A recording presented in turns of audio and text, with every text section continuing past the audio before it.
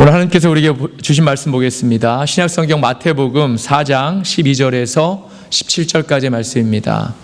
마태복음 4장 12절에서 17절까지의 말씀입니다. 길지 않으니까 우리 한 목소리로 함께 읽도록 하겠습니다.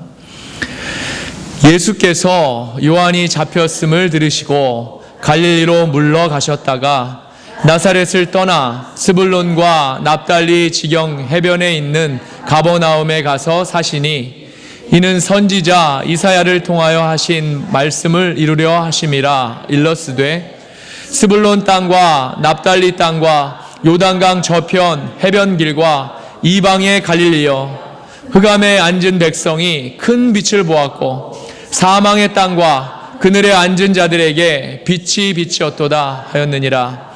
이때부터 예수께서 빛으로서 전파하여 이르시되 회개하라, 천국이 가까이 왔느니라 하시더라. 아멘. 살아계신 하나님의 말씀입니다. 한 번 더 기도하시겠습니다. 거룩하신 하나님, 은혜를 감사합니다. 아무 자격 없는 저희들, 또 주님의 말씀을 듣고자 이곳에 왔습니다. 주님의 말씀을 듣게 하시니 너무나도 감사를 드립니다. 이 말씀을 통해서 저희 귀가 열리고 마음이 열려서 온전히 주님이 원하시는 그 뜻 가운데 살아가는 귀한 백성들 다 되도록 인도하여 주옵소서. 그 말씀이 저희 안에서 살아서 역사함으로 저희 안에 삶이 변화되어서 또 세상의 빛과 소금의 역할을 감당하는 데 부족함이 없는 그러한 저희들 다 되도록 인도하여 주옵소서. 우리 주 예수 그리스도의 이름으로 감사하며 기도드립니다. 아멘. 감사합니다. 제가 요즘에 지난주에 소개드렸던 이제 박수현 전도사님의 그 간증을 이제 계속 들으면서 제 자신을 이제 말씀의 거울에 계속 비추어 보고 있습니다. 그 말씀이 하나님이 특별히 저에게 주시는 말씀이라고 제가 믿기 때문에 이 계기를 통해서 어떻게든 저 자신이 더 낮아지고 또 말씀을 통해서 저희 믿음을 다시 세울 수 있을까를 이렇게 기도하면서 간구하고 있습니다. 그런데 이제 그 간증 안에서 지금 조국 대한민국에 하루에 40명 정도가 이렇게 자살한다는 그런 말씀을 이제 들었습니다. 그 말씀을 듣고 제가 깜짝 놀랐습니다. 그래서 알아봤더니 정말 하루에 37.5명꼴로 자살한다는 겁니다. 그냥 죽는 게 아니고 자기 목숨을 자기 스스로 끊는 사람이 하루에 거의 40명이 된다는 겁니다. 전도사님 말씀이 이렇게 하루에 40명이 자살로 죽어가는 이 사실이 정작 한국에서는 더 이상 큰 이슈가 아니라는 겁니다. 오히려 지금 한국 뉴스를 보면 이제 메르스와 이제 비슷한 중국 우한에서 발생한 그 폐렴 때문에 지금 막 난리가 났죠. 이 폐렴의 이름이 이제 우한 지역에서 발생했다고 해서 우한 폐렴이라고 이렇게 부른답니다. 저희 둘째 누님이 이제 공항에서 검역관으로 일하시는데 설날인데도 며칠째 집에도 못 들어가시고 아주 초비상 상태라는 그런 말을 들었습니다. 사람들에게는 이러한 뉴스들이 큰 관심거리입니다.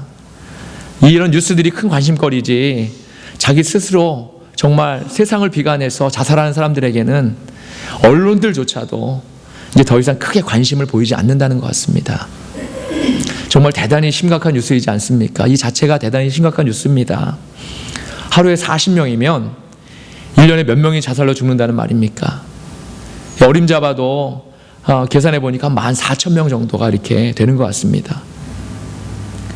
그 중에서도 50대 자살률이 가장 높다고 하는 것이 이제 한국 사회의 어두운 한쪽 면을 보여주고 있는 것 같습니다.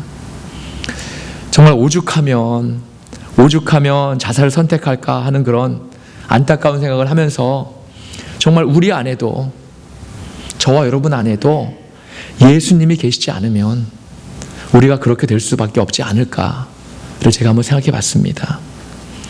우리 안에 예수님이 계시지 않고 우리 안에 천국이 임하지 않으면 우리도 이렇게 될 수 있다는 겁니다.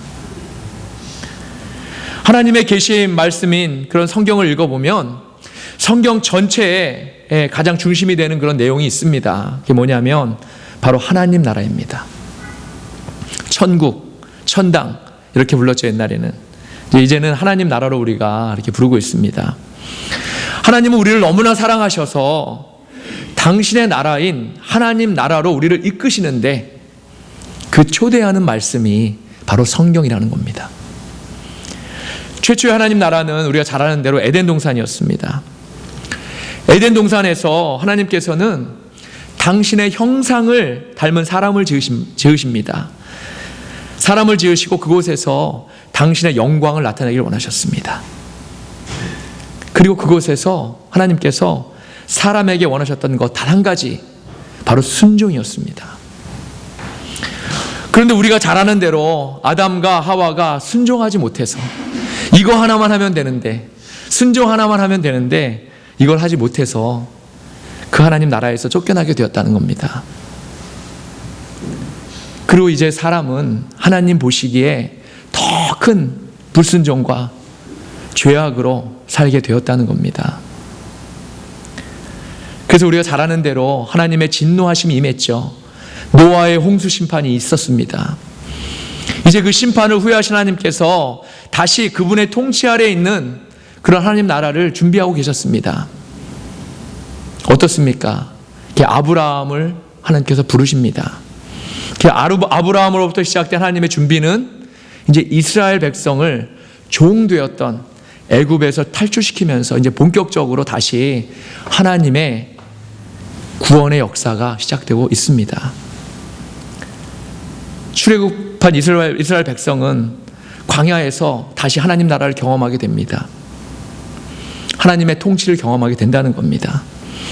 하나님의 구원의 역사는 그들을 애굽이라는 죄로부터 구원하셔서 그들이 영원히 정말 하나님이 직접 통치하시는, 하나님이 직접 임하시는 그분의 통치 안에 거하는 역사입니다. 여기서도 하나님께서는 신의 산의 언약을 통해서 나는 그들의 하나님이 되고 그들은 나의 백성이 될 것이라는 그런 언약을 주셨는데, 여기서도 그 핵심은 바로 순종이었습니다. 단 한 가지입니다. 순종입니다. 순종. 이스라엘이 하나님께 순종하게 하면 받게 될 복, 신명기 28장을 보면 다 나와 있죠. 엄청난 복이 있습니다. 그것을 통해서 분명히 약속하셨고 그 안에 그분의 사랑이, 우리를 향한 그분의 사랑이, 짝사랑이 나타나 있습니다. 하나님을 가까이 하며 그분께 절대적으로 순종할 때 그들에게 임하게 될 하나님 나라를 하나님께서는 약속하신 겁니다. 그런데 역시 이때도 이스라엘은 하나님께 순종하지 못합니다. 결국 약속의 땅인 가나안에 또 여차여차해서 하나님께 은혜로 들어가서도 그들 스스로 하나님 나라를 인정하지 않고 거부하게 됩니다. 하나님의 통치 대신에 자신들이 왕을 구한 겁니다. 하나님 나라를 거부하는 일, 이것이 죄의 속성이고 사탄의 일입니다. 왜냐하면 하나님 나라는 하나님의 직접 통치가 임하는 곳이기 때문입니다. 이제 당신의 아들을 직접 인간으로 보내셔서 이 땅을 구원하고 이 땅에 당신의 나라를 직접 임하게 하시기로 결정하십니다. 하나님의 아들 예수님이 이 땅에 직접 오신 겁니다. 가장 낮은 자의 모습으로 오셔서 이제 하나님 나라를 이 땅에 임하게 하시기 위해서입니다. 그리고 여기서도 꼭 필요한 것은 뭐죠? 순종입니다. 아멘. 그래서 예수님은 십자가에 매달려 죽기까지 하나님의 말씀에 절대적으로 순종하셨던 것입니다. 예수님의 순종이 있어야지만 이 땅에 온전한 하나님의 나라가 임할 수 있었던 겁니다. 그 이후로 예수님이 절대적으로 순종하신 것 때문에 그 이후로 이 땅에도 하나님의 나라가 임했습니다. 하나님이 우리를 직접 통치하시고 그분의 뜻대로 살아가는 우리 안에 하나님의 나라가 임할 수 있게 된 것입니다. 성령님을 통해서 가능하다는 겁니다. 아멘. 이 일이 가능했던 것은 바로 예수님의 절대적인 순종 때문입니다. 아멘. 예수님이 죽기까지 하나님께 순종했기 때문에 우리에게 하나님 나라가 임할 수 있는 것입니다. 그래서 마찬가지로 우리에게 하나님 나라가 임하기 위해서는 우리가 말씀에 절대적으로 순종할 때 우리에게 하나님 나라가 임할 수 있습니다. 아멘. 오늘 하나님께서 주신 말씀을 통해서 저와 여러분 모두에게 하나님 나라가 이 자리에서부터 임할 수 있기를 소원합니다. 아멘. 예수님의 공생의 사역은 세례 요한으로부터 시작되었습니다. 세례 요한으로부터 세례를 받으시고 그러고 난 후에 광야에서 40일 동안을 금식하십니다. 그리고 나서 마귀에게 시험을 받으시게 됩니다. 말씀으로 마귀의 시험을 물리치시고 그리고 그 이후에 소개되는 장면이 바로 오늘 본문의 말씀입니다. 우리가 잘 아는 대로 우리가 예수님을 부를 때 나사렛 예수라고 부르죠. 나사렛 예수. 그 이름이 얼마나 큰 능력이 있는지 모릅니다. 그 이유는 예수님께서 나사렛에서 나시고 어린 시절을 자랐기 때문입니다. 그런데 나사렛은 좋은 곳이 아닙니다. 인구도 그 당시 한 200명 정도밖에 되지 않는 그런 시골 마을이었습니다. 그래서 빌립이 나다나엘에게 나사렛에서 온 예수가 있는데 그분이 메시아라고 이렇게 소개를 하죠. 그랬을 때 나다나엘이 뭐라고 합니까? 나사렛에서 무슨 선한 것이 나겠느냐 이러지 않습니까? 이렇게 나사렛은 별 볼 일 없이 또 기대할 것도 없는 아주 시골 마을이었다는 겁니다. 그런데 나사렛이라는 말이 히브리어로 노츠리라는 말인데 이 말의 뜻이 놀라지 마십시오. 이 말의 뜻이 바로 크리스천이라는 말입니다. 예수님은 그리스도이시고 그분을 따르는 우리들은 크리스천인데 이미 예수님이 태어나서 자라신 곳의 이름이 크리스천이라는 뜻을 가지고 있다는 사실입니다. 나사렛 예수라는 말은 크리스천의 예수님, 즉 우리들의 예수님이라는 그런 의미가 되겠죠. 우리가 나사렛 예수님의 이 뜻을 알고 선포할 때마다 얼마나 큰 능력이 나타나겠습니까? 나사렛 예수. 날마다 이렇게 선포하고 또 고백하는 저와 여러분이 되길 바랍니다. 아멘. 하나님의 놀라운 계획하심과 정확하심에 다시 한번 찬양과 영광을 올리게 됩니다. 아멘. 이렇게 별 볼 일 없는 곳을 통해서 하나님께서는 인류의 위대한 구원의 계획을 이루시는 것입니다. 그런데 오늘 본문에 소개되고 있는 스불론과 납달리 지경 해변에 있는 가버나움이 속한 갈릴리 지역, 바로 이 갈릴리 지역 역시 별로 좋은 곳이 아닙니다. 흔히들 변방이라고 하죠. 변방. 예전에 우리나라의 변방이라고 하면 이제 저 남쪽 그 전라도 지방이나 그 섬들 있죠. 또 저 북쪽 평안도 지방을 우리가 변방이라고 해서 나라에서 이제 잘못한 사람들을 우리가 그런 곳에 이렇게 유배보내고 했던 적이 있습니다. 사람들이 변방이라고 하는 곳은 그래서 그런 사람들끼리 이렇게 모인 곳이어서 나라나 정부에 대해서 이렇게 기본적으로 반감을 가지고 시작합니다. 반감이 있다는 거죠.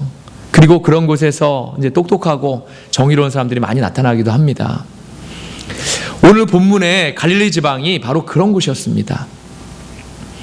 항상 변방으로 취급되어서 그곳 사람들도 항상 불만이 많은 상태였다는 겁니다.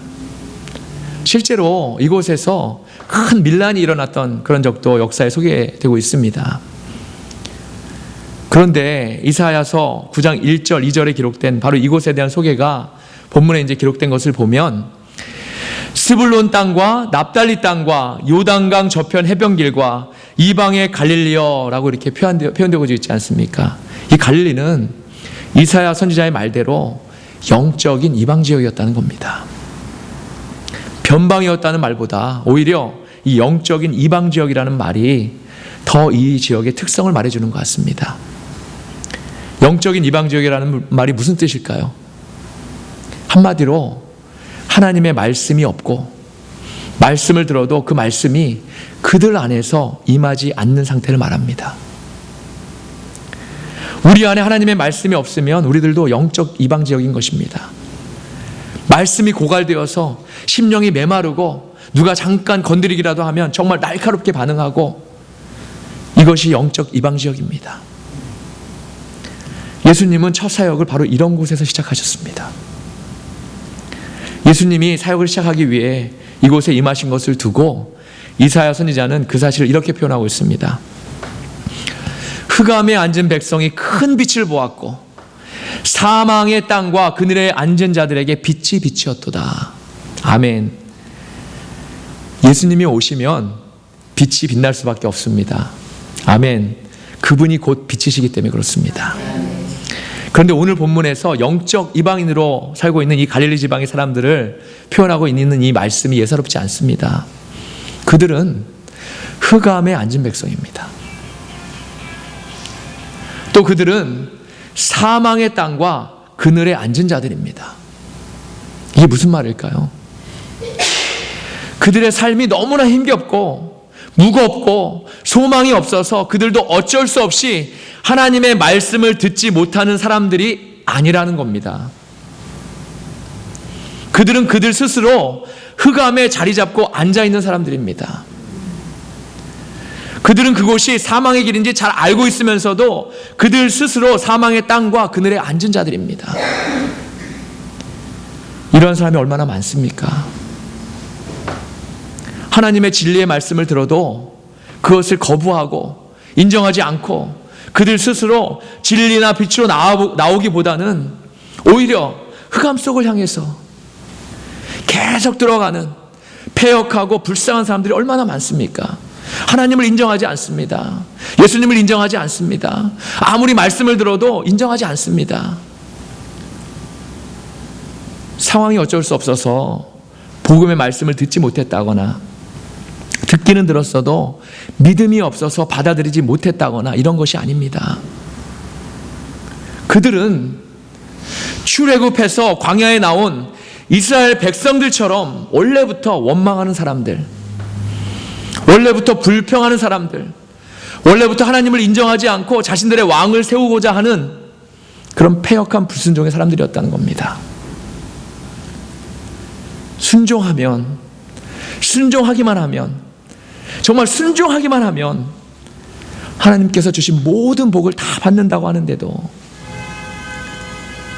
불순종하고 하나님의 통치를 계속해서 거부했던 그러한 사람들이었다는 겁니다. 지금 우리가 사는 이 시대의 사람들과 어쩌면 이렇게 똑같습니까? 여러분 착각하지 마십시오. 지금 이 사람들은 하나님을 모르는 이방인들이 아닙니다. 이들은 하나님이 택하신 이스라엘 백성들 중에 있는 사람들입니다. 하나님의 백성들인데도 오히려 이방인들처럼 하나님을 인정하지 않고 하나님의 말씀에 불순종하고 있다는 것입니다. 사랑하는 여러분, 이러한 그들에게 하나님의 빛이 임하신 것입니다.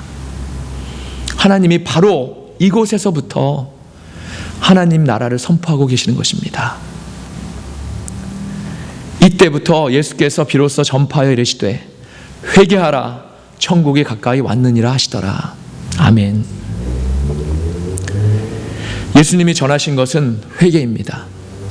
그런데 예수님이 이때부터 비로소 말씀하셨다고 했습니다. 사도행전 1장 22절을 한번 함께 보겠습니다. 사도행전 1장 22절입니다. 함께 읽겠습니다. 항상 우리와 함께 다니던 사람 중에 하나를 세워 우리와 더불어 예수께서 부활하심을 증언할 사람이 되게 하여야 하리라 하거늘. 한 구절 더 봅니다. 사도행전 10장 37절입니다. 곧 요한이 그 세례를 반포한 후에 갈릴리에서 시작하여 온 유대에 두루 전파된 그것을 너희도 알거니와. 아멘. 본문에 이때부터에서 이때는 바로 하나님의 때를 말합니다. 이때부터는 바로 하나님이 역사하시기 시작한 때를 말하는 것입니다. 사도행전 1장 22절에서 먼저 그들이 오순절 성령을 받기 위해서는, 오순절 성령 세례를 받기 위해서는 12명의 제자들을 온전히 채우는 것이 먼저 꼭 필요했다는 겁니다. 바로 이때부터 12명이 다 채워진 후 이때부터 비로소 하나님이 일하시기 시작하신다는 겁니다. 그들이 부활하신 예수님을 배웠고 다시 모였는데 그것으로 충분하지 않습니다. 원래 가룟 유다 때문에 비어있던 그 한 자리가 온전히 채워져야지만 하나님께서는 비로소 일하시기 시작하시는 것입니다. 사도행전 10장 37절의 말씀을 보니까 예수님의 사역이 시작된 것이 바로 요한의 세례가 있고 바로 그 난 후에 비로소 시작되었다고 말씀하고 있습니다. 그리고 그것은 그동안 가장 말씀이 죽어 있었던 변방 갈릴리에서부터 시작해서 온 유대로 전파되었다는 것입니다. 이렇게 하나님의 때는 반드시 선행되어야 하는 것이 있습니다. 하나님 나라가 임하기 위해서는 반드시 선행되어야 하는 것과 같은 똑같은 이치입니다. 하나님 나라가 임하기 위해서는 반드시 선행되어야 하는 것이 있습니다. 그것이 무엇일까요? 그것이 무엇일까요? 바로 회개입니다. 아멘. 하나님 나라는 회개가 없으면 임할 수 없습니다. 오늘 예수님께서 분명히 우리에게 알려주고 계시지 않습니까? 회개하라, 천국이 가까이 왔느니라. 회개가 없는 크리스천은 진짜 크리스천이 아닙니다. 너무 직설적이지요? 죄송합니다. 저도 좋은 말만 전하고 싶습니다. 하지만 이 말씀은 절대 진리입니다. 회개가 없으면 천국도 없고, 회개가 없으면 우리가 지금 믿고 예배드리고 아무리 하나님의 일을 열심히 한다고 해도 그 사람에게는 하나님 나라가 임할 수 없습니다. 천국은 우리의 노력으로 들어가는 곳이 아니기 때문입니다. 사랑하는 여러분, 흑암에 앉은 백성들, 사망과 그늘에 앉은 자들, 이런 사람들이 혹시 우리가 아닙니까? 우리 자신은 우리가 제일 잘 압니다. 오늘 이 말씀을 통해서 우리 자신을 비추어 볼 수 있어야 합니다. 먼저 이 말씀은 저에게 주시는 말씀입니다. 저는 이런 사람입니다. 흑암에 앉았고 사망과 그늘에 앉은 자입니다. 그래서 저에게는 무엇보다도 회개가 필요합니다. 날마다 필요합니다. 매일의 삶 속에 회개가 없으면 언제 또 어느 순간에 다시 그곳이 좋다고, 원래 그 자리가 좋다고 다시 가서 자리 차지하고 앉을지 모르는 그러한 사람이 바로 접니다. 오늘 이 말씀이 이때부터 비로소 저와 여러분에게 임한 것입니다. 그래서 바로 이 자리에서 저와 여러분이 철저히 회개하지 않으면 안 됩니다. 제가 요즘 정말 제대로 기도하려다 보니까 기도할 때마다 더 많은 저의 죄가 드러나는 것을 경험할 수 있습니다. 그동안 감춰졌던 그러한 죄들이 하나하나 자꾸 나오는데 이게 끝이 없는 겁니다. 하나님, 제가 이러한 사람이었군요. 이렇게 죄로 물든 사람이었군요. 더 철저히 회개가 되더라는 겁니다. 사랑하는 여러분, 우리가 하나님께 더 가까이 갈 수 있는 방법은 오로지 회개밖에 없습니다. 다른 길은 없습니다. 하나님께 가는 길은 편한 길이 아닙니다. 나 자신을 부인해야 하고 나는 죽고 하나님만 살아나셔야 하는 길입니다. 우리가 철저히 회개하지 않고 하나님께 쓰임받을 수 없습니다.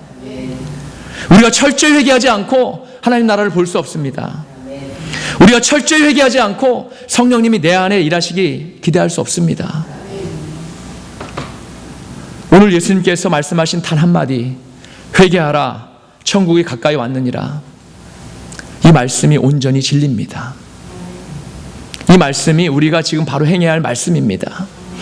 지금이 바로 하나님의 때입니다. 지금이 바로 이때부터 비로소 우리 안에 복음이 들어오는 그때입니다. 철저히 회개하면요, 철저히 회개해야 이때부터 비로소 진정한 복음이, 하나님 나라가 저 안에, 여러분 안에, 우리 안에 임하게 되는 겁니다. 사랑하는 여러분, 저도 목사로서 꿈이 있습니다. 저라고 왜 없겠습니까? 좋은 교회, 사람이 넘치는 교회, 사랑이 넘치는 교회, 말씀이 바로 서는 교회, 세상의 빛과 소금의 역할을 감당하는 교회를 만드는 것이 제 꿈입니다. 그런데 이것이 누구를 위한 꿈입니까? 이것이 온전히 하나님을 위한 꿈이라고 저는 단언할 수 없습니다. 저 개인의 욕심을 위한 꿈입니다. 이러한 꿈은 정말 꿈으로 끝나야 합니다. 제가 하나님 앞에 바로 서는 것, 이것이 제일 중요한 일이고 먼저 있어져야 되는 일입니다.